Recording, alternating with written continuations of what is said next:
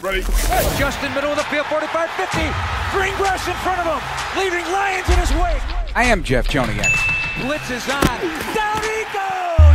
Husker! What was it like playing for Coach Ditka? I don't want to answer any questions like that. 61 yards!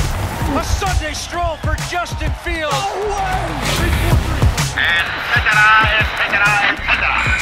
Now, Bears Etc. with the voices of the Chicago Bears, Jeff Joniak and Tom Thayer. Good to be back with you, everybody. Another edition of Bears Etc. with Bears guard Tom Thayer, the Super Bowl winning version. I'm Jeff Joniak, and welcome into episode 33 of the Bears Etc. podcast. We're with you every Tuesday and Thursday of the regular season. Tom, how you feeling after a little weekend off? Sort of. We still had TV work. Still had football to watch. Are you impressed with the Detroit Lions? I am.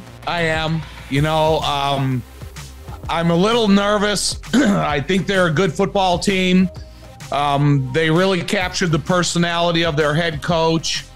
And I think that Dan Campbell is the most similar personality head coach to a young Mike Ditka that I've seen in the NFL since Mike Ditka. Yeah, you keep saying that. The only difference I see, I see what you mean for sure, the intensity, but the emotion, it's a different kind of emotion. Like, you know, unless I see the Lions, just blow out a flat tire and go and get beat 30-0. If he starts ranting at the microphone, then I'm going to say, yep, he's the coach, part two. But, he's emotional, like all kinds of emotions, tears and everything.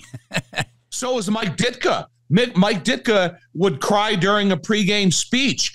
On his introductory press conference after George Halas hired him, he kind of told you what type of personality he was looking for, what he was looking for in a player. The first team meeting he had with his group of guys, he said, I got some good news and bad news is we're going to win the Super Bowl, but a lot of you guys aren't going to be here. They both played tight end. They both have extreme passion for the game, and they want their players to be a lot like them. I think that's what I see in them. What you'll hear from Matt Eberflus, our weekly conversation with the coach, he hits upon the fact that they are a well-coached football team across the board. And there are a lot of ex-NFL players on that staff. And I think that's a bit of a departure from what's been happening in the league. There are a lot of coaches that never played at the NFL level that are still good football coaches but came through the college ranks or just worked their way up and from different aspects of football. But it's really intriguing when you see a lot of ex-players manning those position jobs. Right. That's the same thing with Mike Ditka. You're not going to ask the players to do something you haven't already done. Preseason, off-season preparation, the types of conditioning, the paces that are going to put you through in practice, the mental requirements of studying your job. And then if they challenge you to do your job better or do something they've already done, they know, the players know that these guys have already done it. And I'm not saying you have to be an ex-player to be a great coach, but, they have an understanding of what's required of you from the standpoint of the position they're coaching. For all your journeys ahead, go with a partner who's been on your team from the beginning, the one members and communities have trusted for over 85 years. Blue Cross and Blue Shield of Illinois, always standing by you, with you, for you, through it all. So Week 10, a lot of one-score games, and that's been the case. 70% of the games this season. That's insane. Arizona, Cleveland, Detroit, Houston, Seattle, all with game-winning field goals with no time left. First time ever in NFL history in 1 week. Now, when you think about that, this game is 103 years old, 104 years old, and this is now new territory. These games, wow. It blows my mind a little bit. It does be, but the NFL is almost, you expect the unexpected, and then when you do learn something new about the NFL, and you kind of go through the Rolodex in your mind of the experience that you have, and you go, oh my gosh, we just saw something for the first time. And it's kind of funny because there's that score that you and Pat McCaskey 28-12 Bears. 28-12 Bears. 28-12 Bears. That's never happened before. And just think, Jeff, when that score actually happens. And I think that it's a lesson to the people out there that pay attention to football. And 28-12, it's a score that's never happened. And someday it's going to happen. Yeah, well, I hope. And his view is Bears score a touchdown one quarter, and they give up a field goal every quarter, and it's a 28-12 Bears win. When they had the Halloween party up here for the families and the kids, he had drawings on his wall outside his office with 28-12 in the middle. He said it almost happened this season, and he's counting on it. He's counting on it. Pat McCaskey is counting on 28-12. But it's got to be a Bears win. He's a historian of the game, and we were talking a couple weeks ago before we were getting ready to load up the charter to take off, and we are talking about that score. And I find it super interesting that it's never happened. Then you talk about what happened this past weekend in the NFL, and we happen to be able to watch a lot of those games. And so don't be surprised if you see something that's never happened. So this has rarely happened. Joshua Dobbs at Minnesota, these two games, 268 yards and a touchdown, 44 on the ground and a touchdown. So in his two games, no interceptions, 110 yards on the ground, and 426 yards passing. First player in NFL history with at least 400 in the air, 100 on the ground, and no interceptions in his first two games with a team. I mean, what? How do you process this? Well, I'm super surprised that Justin Jefferson, one of the best receivers in the NFL, and he's not a part of this. So if Joshua Dobbs was more challenging to downfield passing when you have a receiver like Justin Jefferson, would this still have occurred? Or is he super cautious with the ball? He throws a lot of passes to the tight end, which are obvious shorter type routes. And then when you're talented with your feet and you don't know the offense that well and you have a tendency to run the ball a little bit more than some of the quarterbacks are a little bit more experienced in their system, Joshua Dobbs is doing exactly what the coaching staff needs of him and wants of him when you have to play because of a couple quarterbacks that have been injured in front of him. But he's playing a really solid brand of football. We're taping this here on Monday. 17 years ago today, Tommy, you know where we're at? I do not. Glendale, Arizona. You know what happened? Crown their asses. Yeah. I thought who they thought.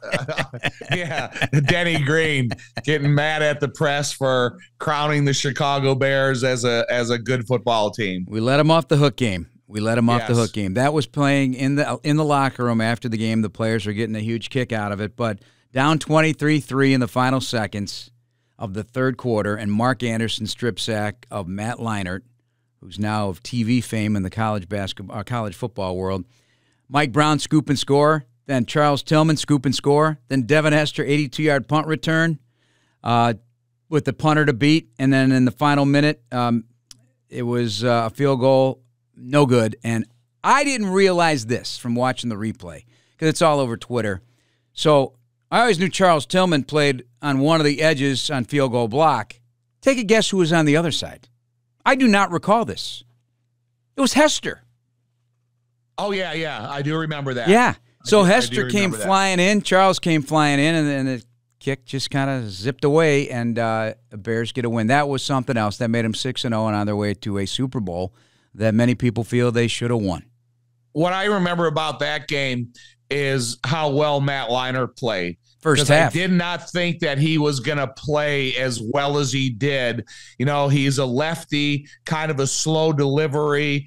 The passes, they didn't travel. They weren't lengthy types of passes. They were just quick out of his hand type of throws. And that surprised me most. And it kind of surprised me and frustrated me all at the same time. I remember we were shocked. We thought maybe this is going to be a layup. And he was in rhythm, and he tore him apart in the first half. Anyway, that was a fun game. And with that being said, happy birthday today to Double Nickel, Lance Briggs. Oh, happy birthday, Big Lance. Yes, exactly right. We'll have to give him a belated happy birthday during the pregame show this weekend. We shall. Bears fans, you can be there for live NFL action all season long as the official ticket marketplace of the Bears and the NFL. Ticketmaster has a wide selection of tickets available for every game. Find tickets today at Ticketmaster.com/Bears. The Detroit Lions, the opponent, coming up next. Let's find out the status at Halas with head coach Matt Eberflus. Welcome back to Bears Etc. Bears head coach Matt Eberflus, fresh off his weekend.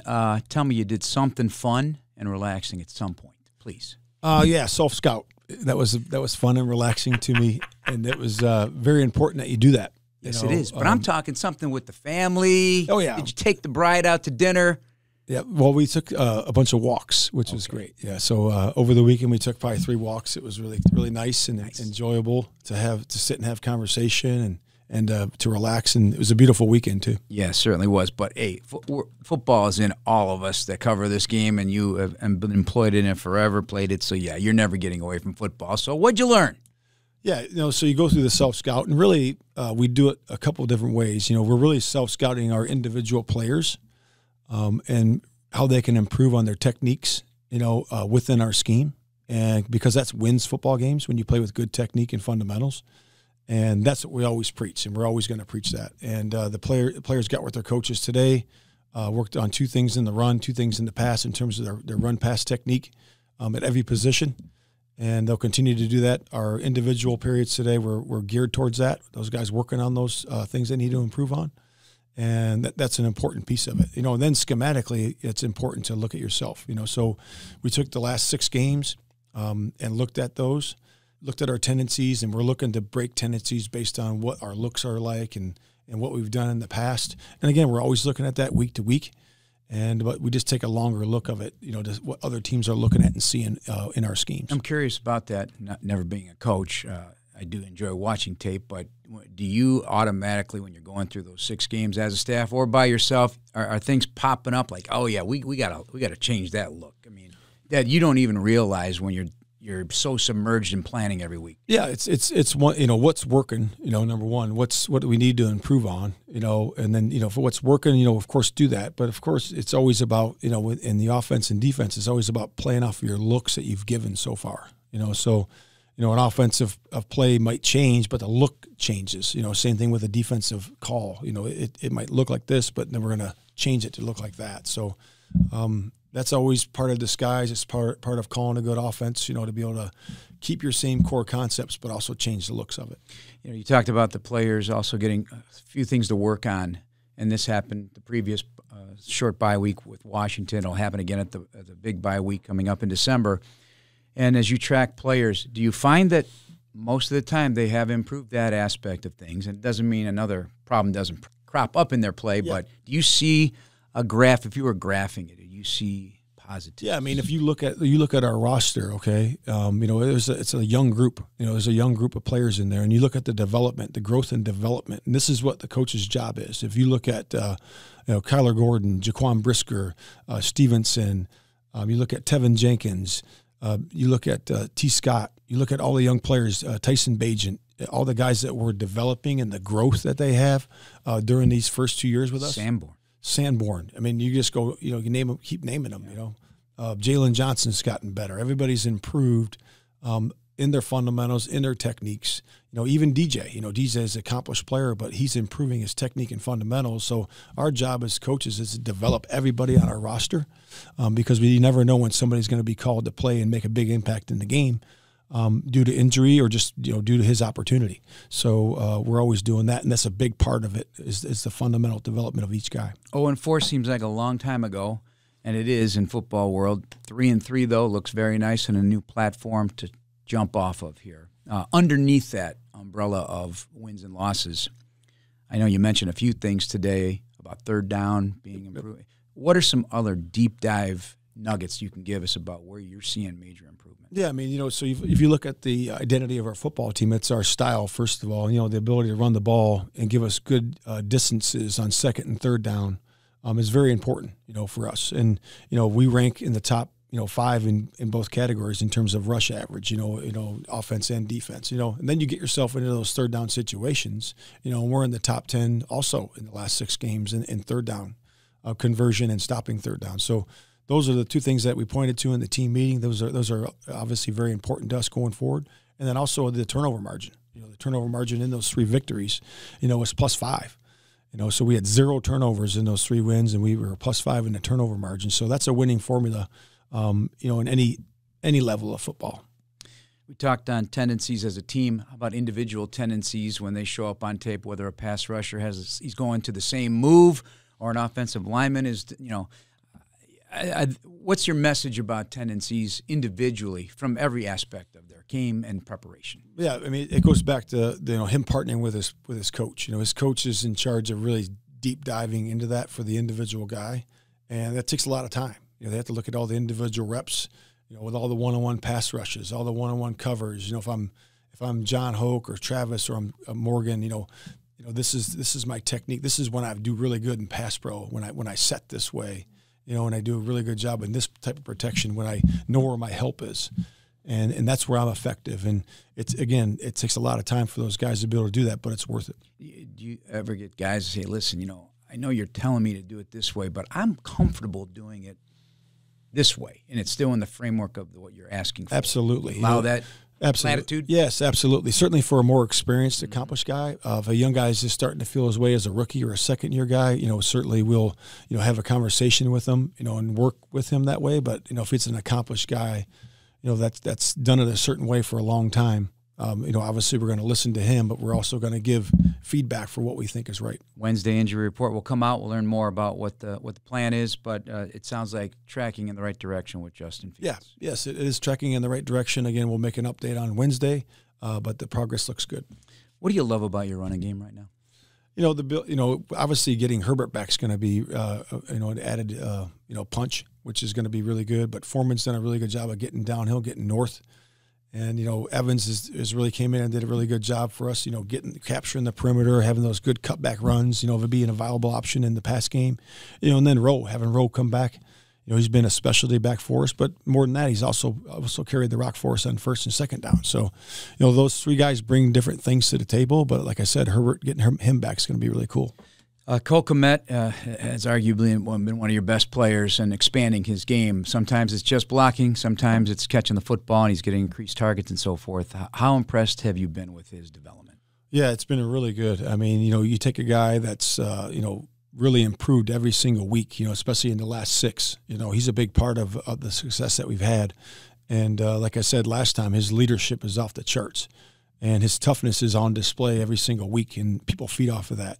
We gain energy from his modeling of behavior, his toughness, his finish, the way he blocks on the perimeter, the way he handles himself as a pro, every single week, every day in the building. So can't say enough good things about Cole. The physicality of both him, the running backs, but also DJ Moore after the catch. I mean, those are tough guys to bring down. And I read a quote from Darnell Wright specifically about D'Onta Foreman. It was basically, if he's going to play that way, then I owe it to him to play that way. So that's what you're talking about there, the connective tissue of watching physicality. It just does something to that sideline and that team. When Brisker's big hit, his helmet came off. Mm-hmm. Kyler Gordon getting behind the line of scrimmage and being as physical as he is as a nickelback, those things reverberate, don't they? Yeah, we do a thing every week that it's appreciate your teammate, and that's we do. We talk about that later in the week, and we talk about our style, and we show plays just like that. The finish plays, the hitting plays, the physical style that we play. Guys doing things unselfishly to help their team succeed, blocking on the backside, hustling on the backside, saving a game-winning touchdown, which we've had that before, and guys saving big plays on the backside. But we certainly do that. Appreciate your teammate every single week. There's a chance this week you might be the healthiest you've been overall all year. Yeah. There is a chance. We got a lot of guys coming back, and we're excited for those guys' opportunities. And again, I commend a lot of the guys that have stepped up in their absence. They've done a really nice job. All right, next up, the Detroit Lions. You do it 1 week at a time, but it's a 4-game stretch plus the bye week in between. It's pretty substantial talent going to be facing you this coming month. First of all, this is a team that has not had winning in their background since, gosh knows when, so they're enjoying it up there in Detroit. What are you walking into here against these Lions? Yeah, it's just a well-coached team. You know, they played really good complementary football. They've had done a really good job in the front office of adding the talent. You know, guys that are really good football players in the last couple of drafts. Having the first rounders they have on the offensive line accumulating those guys over the years, and they're gelling. You know, as a group. You know, offense, defense, and kicking, and the record shows that. And it's going to be a big challenge for us, and we're going to have to play complementary football. We're going to have to play our style. 2 top 5 rushing offenses, so it's going to be interesting to see how that chess match occurs. But also, you know, that offensive line, 2 weeks in a row, 200-plus yards rushing, I believe, for the Lions. How impressed are you with what you see on their offensive line? Yeah, just like I said, well coached. You know, Hank does a really good job coaching those guys. I think Hank Fraley. Yep, that's right. He does. He's been in the league. He's been obviously a player for a long time, and he's a really good coach. And you know, he's done a good job of really scheming up those teams that he's played. And you know, they've popped some big runs, and that's why they've had all those yards, is because they've popped some big runs, had some explosive plays in the run game. And the receivers like to block like your guy. I think it's going to be one of the more physical games of the year. Yeah, I would agree with that. Yeah. I don't think it's like a landmark statement, but the division is always like that, I guess. Just a quick snap look at what happened yesterday. 5 finishes on a game-winning kick. It's the first time in NFL history it's happened with 5 in 1 week. But it underscores again how every stinking snap matters, because all these 70% of the games this year have been one-score games. It's tracking towards a record. And you would think football's always been that way. And maybe it has, but it just seems like more and more every year the games, it's one score. Mm-hmm. And is that message always important to just hammer home to your players It's always about the finish, right? I mean, you look at our game. You know, we had to finish that game off, you know, in defensively and offensively. You got to play complementary football down the stretch, and you certainly saw that yesterday in the Lions-Chargers game. You know, the finish matters, and it's important that we practice that way and have that mindset. You know, I gave you the win after the game-winning – I gave you the win after the 59-yard miss. I jumped the gun. I forgot. I wasn't – you know, my game management was awful. I didn't factor in enough seconds on the clock, so I had to sweat out that last 3rd and 7. That was unbelievable, but we didn't get the chance to talk about that because it's way in the – but that play right there – catch and finish. I mean, wow. Yeah, it was a really good play call by Luke, you know, and really good route by Mooney, you know, and the courage that he took to come back in there and take that shot. And then the delivery by Bagent, you know, really nice throw, really nice delivery. And, you know, we had it all set up, and the guys executed well. Have fun with your prep this week. Thank you. Thank you. All right, Tommy, talked a lot about, again, using this time to self-scout, going back 5 and 6 games, and I really tried to drill down on what he's looking for. And it's mostly fundamentals and techniques, but giving guys, you know, things to work on, and we all have things to work on, and that's the simple part of it. The harder part is the actual execution of it and beating your man, because they're trying to get better too. So, but you know, you started 0-4, now you're 3-3, and that looks different. It feels different, and now you're going into arguably the toughest stretch of the season. You got Detroit, Minnesota Monday night, bye week, Detroit again, Cleveland. So those are very interesting matchups, all 4 right there. And, you know, and with the likely return, I can't say for certain, but the likely return, I would think, of Justin Fields, if he makes it through practice this week. We'll find out more on Wednesday in that process. But getting players back, Khalil Herbert, as you mentioned, could be coming back.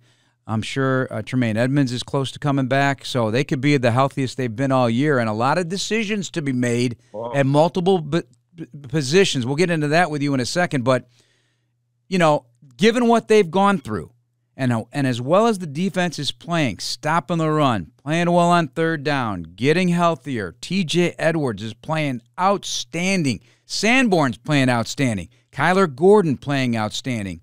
You know, what are we looking at here? We got Montez Sweat now helping out the pass rush. Is this 4-game stretch a tell-all? Well, the division carries a different emotion than games outside the division. They've only played 2 division games so far. It was super disappointing for me when they got beat by the Green Bay Packers week 1 of the season. And, you know, I didn't know what to think about the Minnesota Vikings game when they came here. But now the kind of the second half of the season, and the interdivisional play is a whole different monster, because when you start the season, there's always the ability to catch up and get back in the division. Right now, they're 0-2 in the division.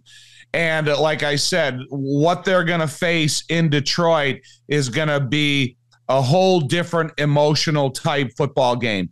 And you talk about the possible return of Justin Fields, decisions they have to make at other positions on the team. The football team, the Bears, are playing a better brand of football. So can they go out there and compete in the division and equal the emotions of their opponent? And that will tell you a lot about where the Bears are going to go in this next 4-game stretch.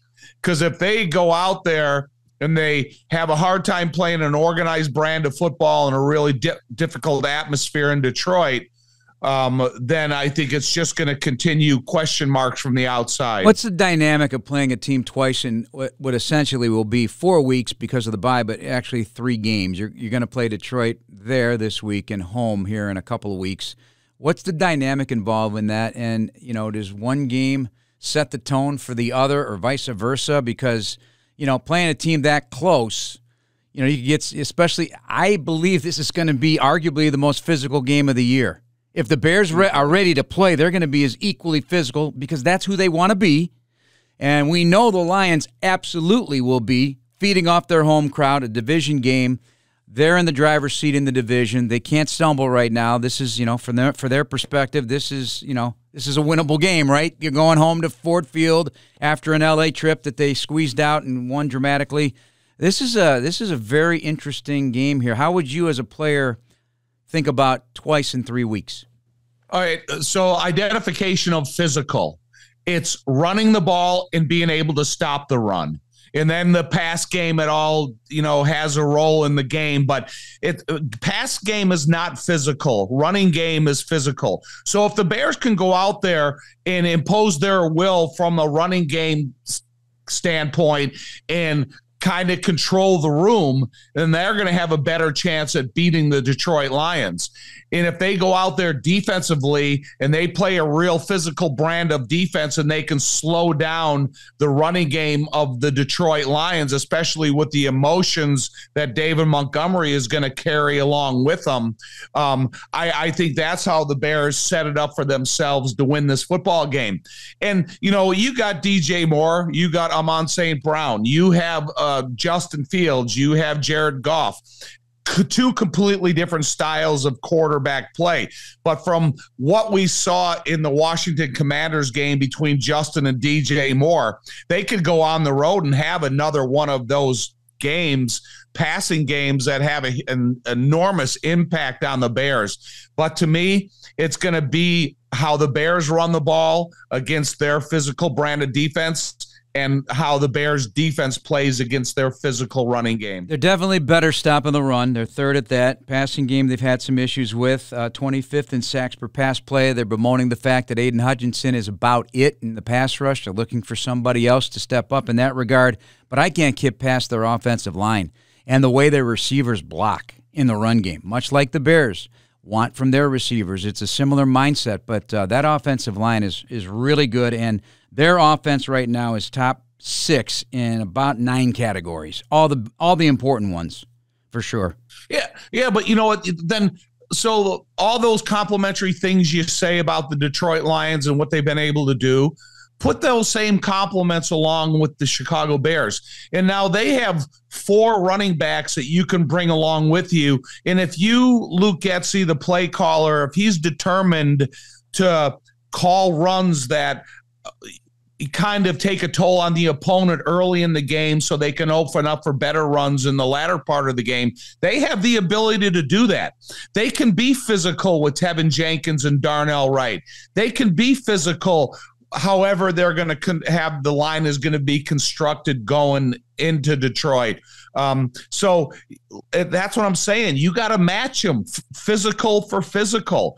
And when you need a big play, whether it's a running ability of Justin Fields or a big pass to DJ or Darnell or Cole Kmet, and he adds a physical element to this offense as well when you want to throw him the ball, I think you got to go in there. It's like a heavyweight fight.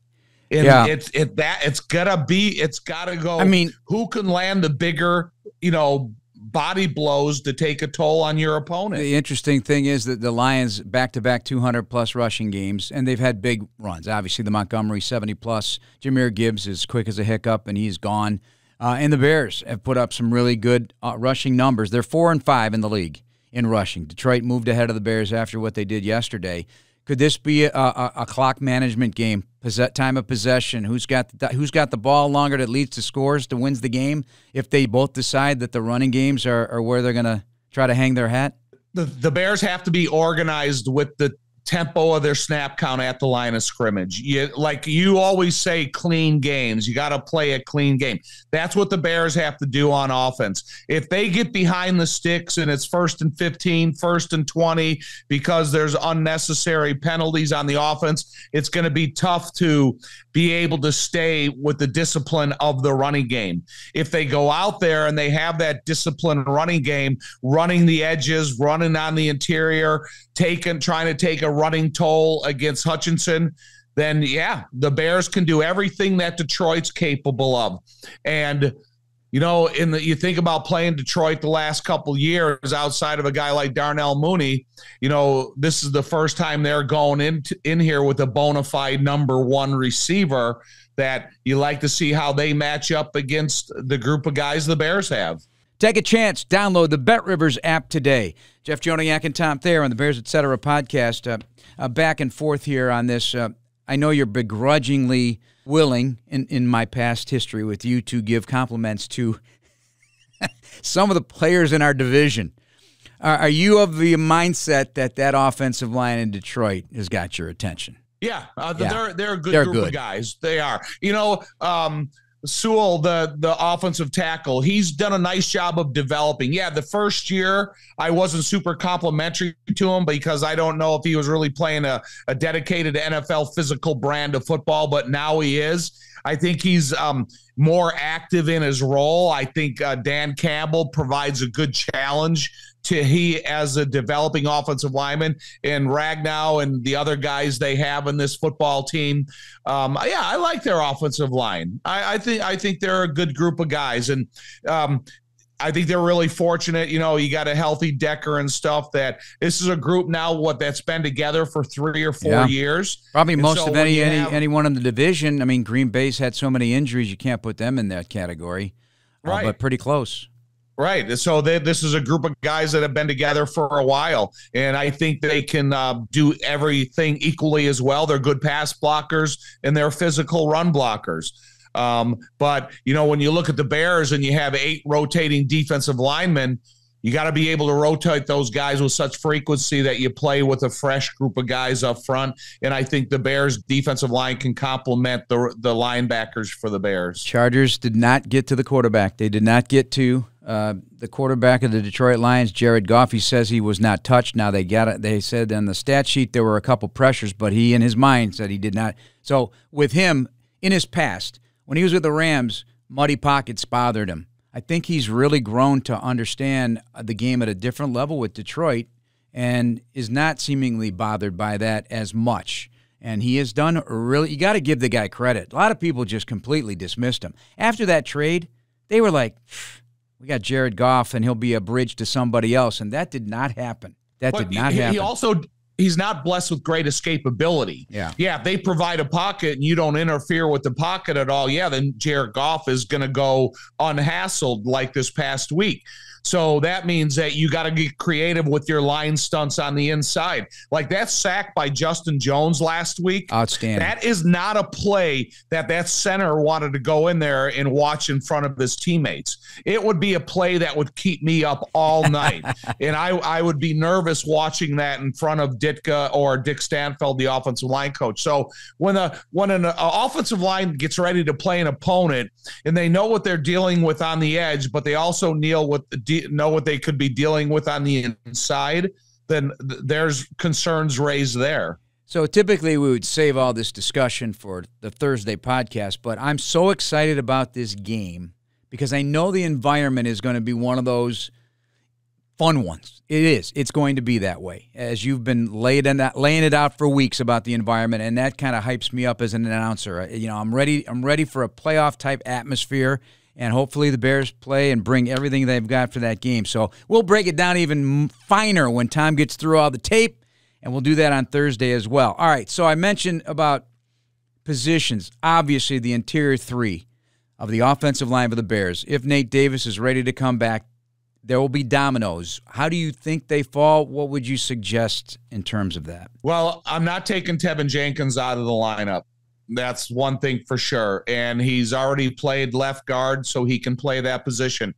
And if Nate Davis is healthy and I can look him in the eyes and he tells me he's committed and he's ready to go, and I'm going to be suspicious of that because Nate hasn't played a lot of football for the Bears so far, and I'm a little worried about that. But if Nate convinces me he's ready to go 4 quarters indoor football where it's going to be warm, and then unfortunately I may go with the two with Nate and Tevin at the offensive guard position, and then probably allow Lucas Patrick to continue to play center if Justin is more comfortable with the center quarterback exchange with him. And then, obviously Braxton and Darnell are going to be my offensive tackles. Listen, they could do an offensive guard rotation as well. They could play all 3 guys to make sure they're fresh. I would never shy away from playing Cody, but the one thing I know is Tevin's going to play the whole game for me. And, and if Nate, I don't know if Nate is as comfortable in a left-handed stance as he is in a right-handed stance, and I have to allow these guys to play in their comfort zone. And so I have to make a judgment of that Wednesday, Thursday. Obviously, the huge topic at Halasaw on Monday was, where is Justin at? And Matt Eberflus was asked at the podium a number of different ways. They're trying to squeeze the answers out, and it's not going to happen. As you get ready for an opponent and let the process play out, Wednesday, we're going to find out what the injury report says and what Justin's able to do. But the good news is they think he's in a good spot. So they only did individual today. There's no teamwork. There's no, so we'll see where it's at. It's been a month, so my thinking is it's probably going to be in that direction. That's my guess anyway with Justin. Jeff, listen, if I was a head coach, I would make a statement and I would say, don't ask me a question about it. And then I'll let you know on Wednesday, because ad nauseum, you sit there and you watch that press conference and you think of these different fancy reworded of the same question type. It tires me. So if I was a head coach and someone wanted to repeat the same question, I would ignore them and I would pull the old agent thing. Next question, and it's just it frustrates me even to look at it from this side of it. So you don't have to say anything about the injury situation till Wednesday, and that's when your next answer will come after I make a statement about the player. All right.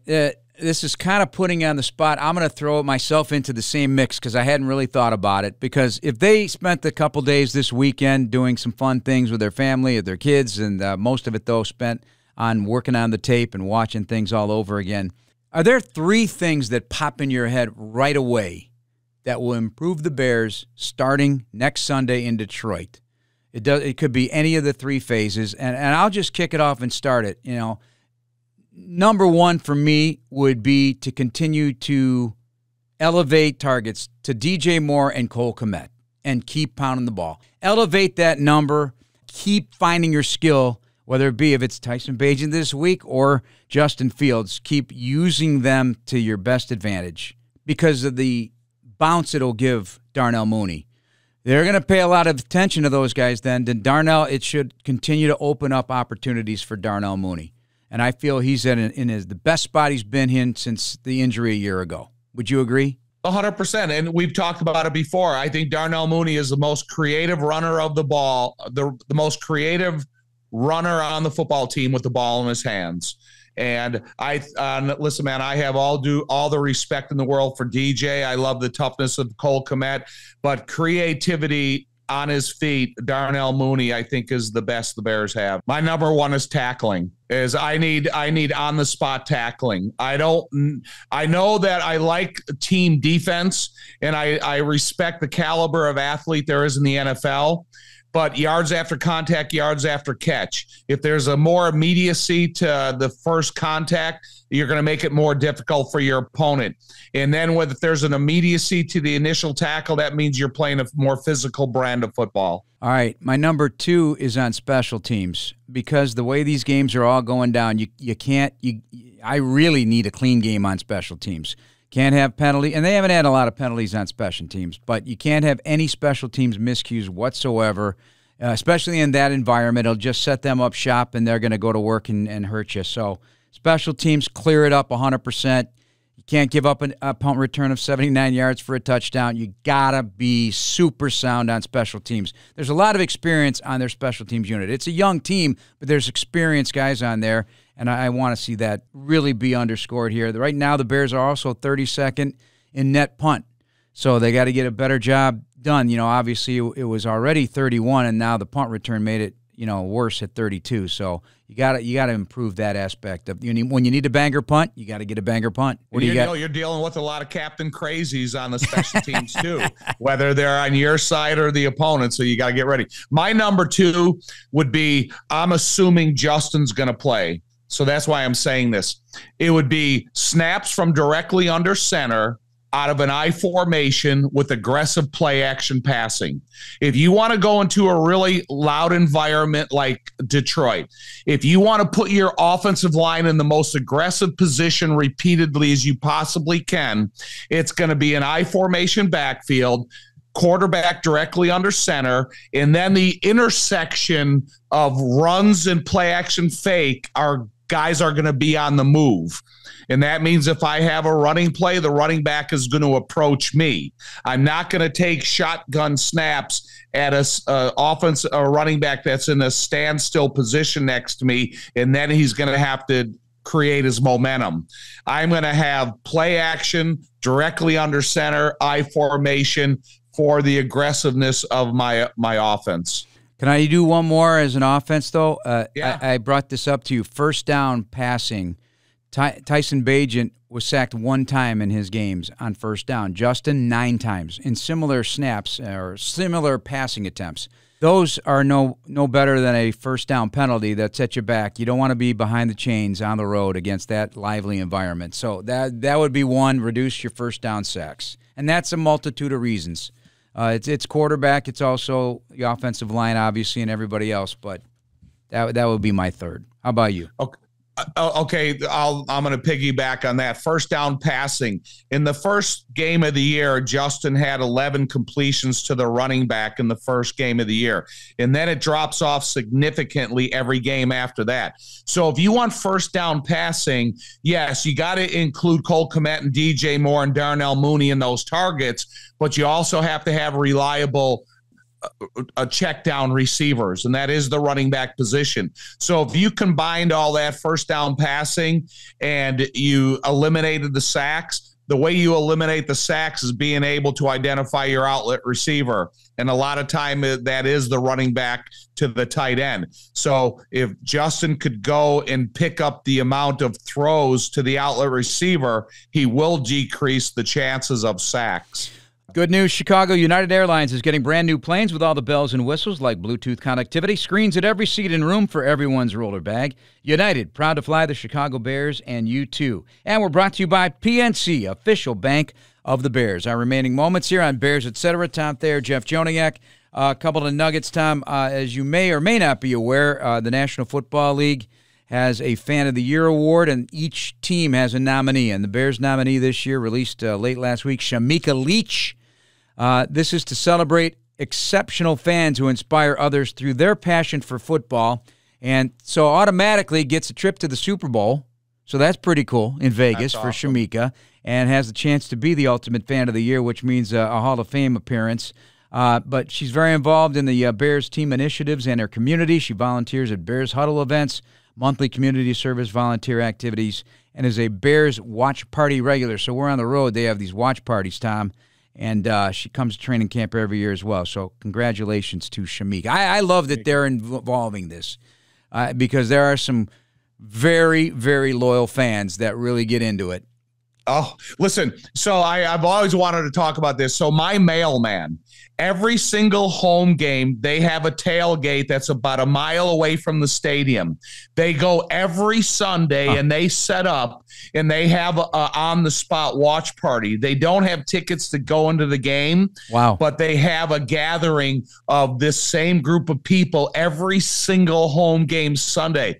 Now, this is my mailman walks 8 to 10 miles a day delivering mail, but every Sunday of our home games, even Thursday night, they go and they have a gathering together. Awesome. And so whether you're Shamika and you get to represent the Chicago Bears in such a huge way, there's some unbelievable fans that, they need to be credited and highlighted in their own. Yeah, there's nothing like a true blue football fan. Nothing like it. Steinhoffels is an employee-owned furniture and mattress store. Visit any of their 4 Chicagoland locations in Vernon Hills, Crystal Lake, Downers Grove, and Harwood Heights, or shop online at steinhoffels.com. Lastly, this just came out today, the NFL and the Fédération Française de Football Américaine, FFFA, announcing a collaboration to launch the first-ever youth NFL flag football in France. Tom, it's a grassroots campaign here, and it's spreading all over the world. Flag football is becoming something important. Oh, I know. It is. Listen, I have a group of family that I know in Canada, and they have co-ed flag football there. And one of the young ladies I know that plays it is one of the best football receivers I've ever seen. And I see highlights of her all the time, and I love it. That's how I started playing football at St. Raymond's grade school. Flag football? Yeah. I didn't know that. Yeah, played Pop Warner and flag football. Now, that's news to me. A buddy that I played with, his older brother was our coach, and he had all these special plays designed. Our main play was called the Potato Smasher. And can you describe it? It was kind of like a running tush push. So we had a big quarterback. We had all the guys that lined up in the center, and we pushed our way through, and we kind of hid our ball carrier quarterback inside the group that we were pushing with until they were able to get his flag. And so short yardage plays, we always use the Potato Smasher. Well, in high school, not big enough to play or fast enough to play. We would meet at Blewett Park in Mount Prospect, and we'd play certainly tackle football, no pads, we just killed each other and hope we got out alive, and that was always a lot of fun. Looked forward to it every single day. Oh, my gosh. Yeah. I went to my nephew's when we had a Monday night game or we had a game off on a Sunday. I went to my nephew's play flag football for St. Raymond's grade school, and it was fun to see all the kids. It's co-ed and all the kids out there. And congratulations, Joliet Catholic, moving on to the next round again. Big game. Big. Who they got? Providence. Oh, Joliet that's Catholic, a backyard battle. They played earlier this season. It'll be at Joliet Memorial Stadium. Unfortunately, we'll be on a plane going to Detroit. It's 2:00 on Saturday. The head coach of Providence, I played with his dad at Notre Dame. And so it's going to be a great game. There's going to be a great crowd. And Carmel High School, where our good buddy Jason McKee, our sideline reporter on the Bears Radio Network, they had their hopes extinguished by Nazareth, I guess, in a really good game. But great job by all those guys coaching, Rasheed Davis, Olin Kreutz, Adam Hogue from CHGO as a special teams coach, and, of course, J-Mac, the head coach. Yeah. They'll be bigger and better next year. That's what I think. I think Jason's got real passion for it, along with Olin and Rasheed and the rest of his coaching staffs and all the high school coaching staffs around the state of Illinois. I have so much admiration for the time and the dedication they put in. All right, Tom, we'll talk to you on Thursday on the next version of the Bears Etc. podcast. For Tom Thayer, I'm Jeff Joniak. Thanks for listening. We'll bring it to you, and you can subscribe now on the Chicago Bears official app, Apple, Spotify, YouTube, or wherever you get your podcasts. Bear down, everybody.